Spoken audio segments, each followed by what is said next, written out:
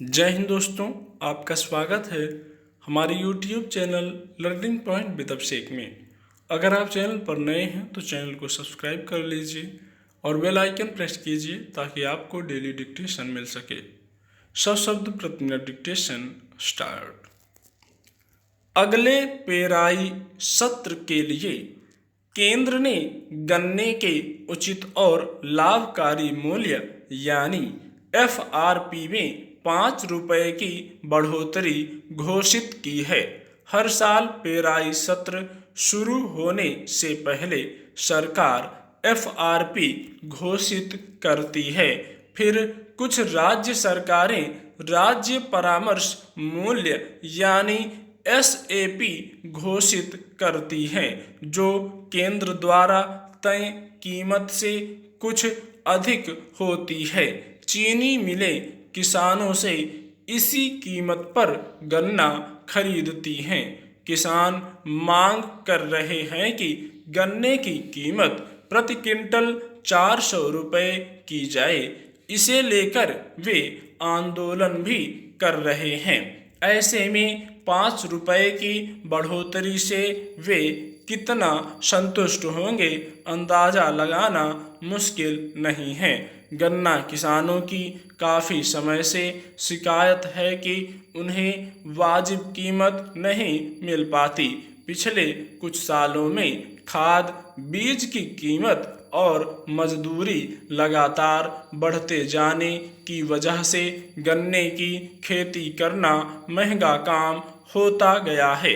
गन्ना नकदी फसल है, इसलिए किसान इसे उगाने को आकर्षित होते हैं, मगर इसमें लागत बढ़ने और फसल की बिक्री की गारंटी ना होने, उसका भुगतान समय पर ना मिल पाने की वजह से बहुत सारे किसानों ने गन्ना बोना बंद कर दिया है।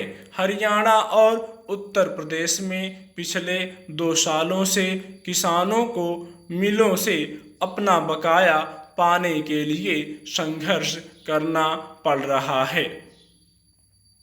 केंद्र सरकार का दावा है कि वह किसानों की आय दोगुनी करने के उपायों पर तेजी से काम करेगी, मगर स्थिति यह है कि पिछले 7 सालों में खाद, बीज, कीटनाशकों आदि की कीमत लगातार बढ़ती गई है, मगर उसके अनुपात में फसलों का न्यूनतम समर्थन मूल्य नहीं बढ़ा है।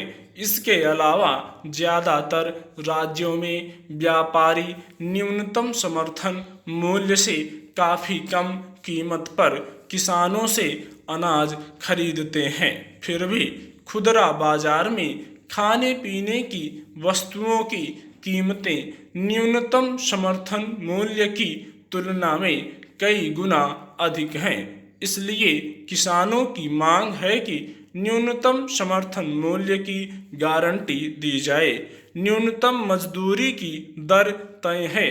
खाद, बीज, कीटनाशक बनाने वाली कंपनियां अपने ढंग से इनकी कीमत तय करती हैं।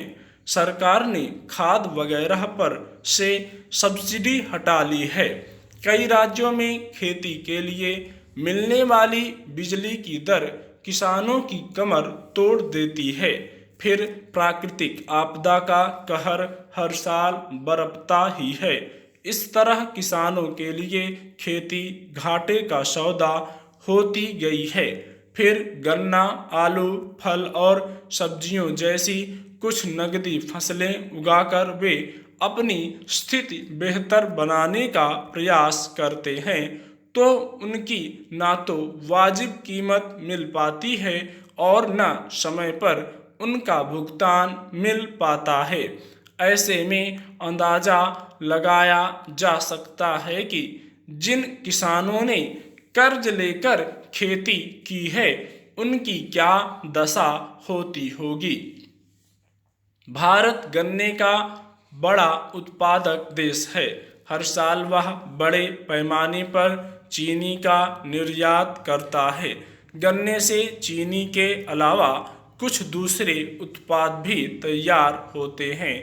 अब इससे एथेनॉल बनाने पर सरकार का जोर है।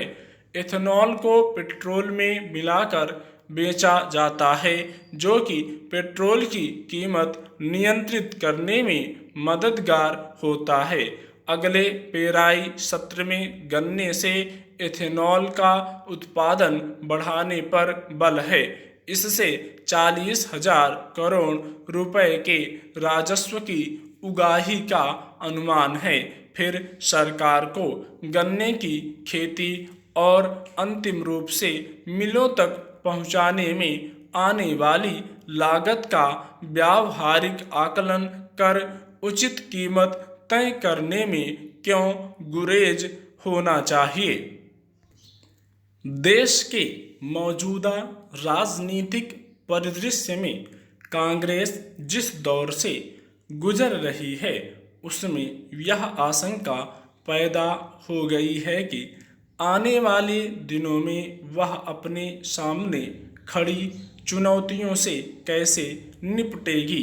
दरअसल राष्ट्रीय स्तर पर महामारी की वजह से पिछले करीब 1.5 साल से एक तरह का ठहराव कायम है, जिसमें विपक्षी पार्टियां चाहकर बहुत कुछ नहीं कर पा रही हैं।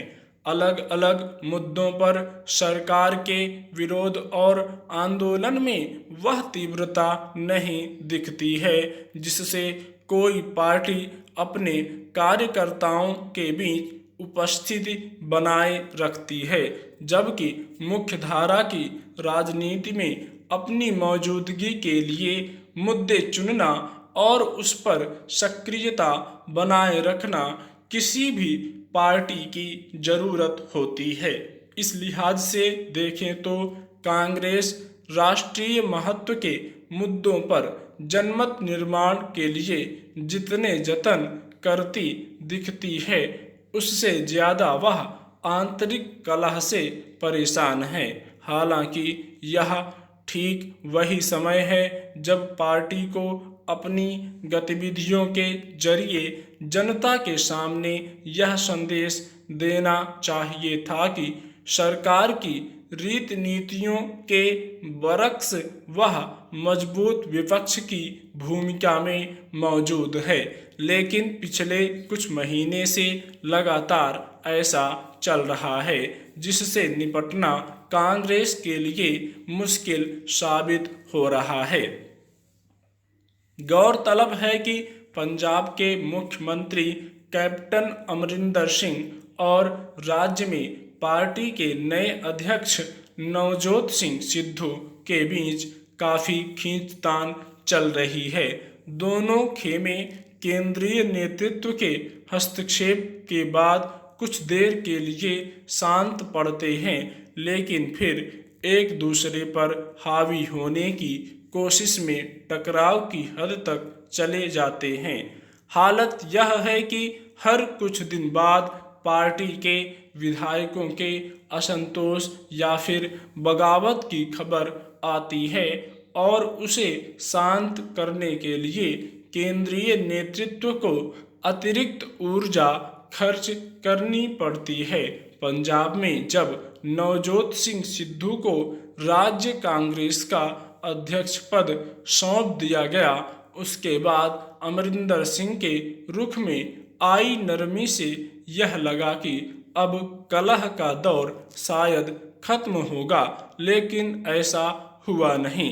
यूं पार्टी की ओर से यह घोषणा की गई है कि पंजाब में भावी विधानसभा चुनाव कांग्रेस अमरिंदर सिंह के नेतृत्व में ही लड़ेगी। सिद्धू और उनके खेमे में इस पर सहमत बनी तब शायद कांग्रेस को थोड़ी राहत मिलेगी, लेकिन महत्वाकांक्षाओं का टकराव उभरा तो समूची पार्टी को इसका नुकसान उठाना पड़ सकता है।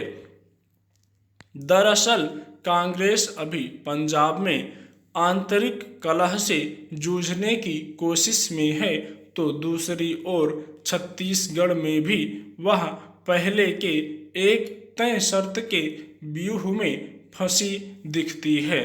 छत्तीसगढ़ में सरकार बनने के समय मुख्यमंत्री पद के लिए 2.5 साल का फॉर्मूला तय हुआ था। उसी संदर्भ में पिछले कुछ महीने से मुख्यमंत्री भूपेश बघेल को टी.एस. सिंहदेव के समर्थकों की ओर से वह शर्त याद दिलाई जा रही है। स्टॉप।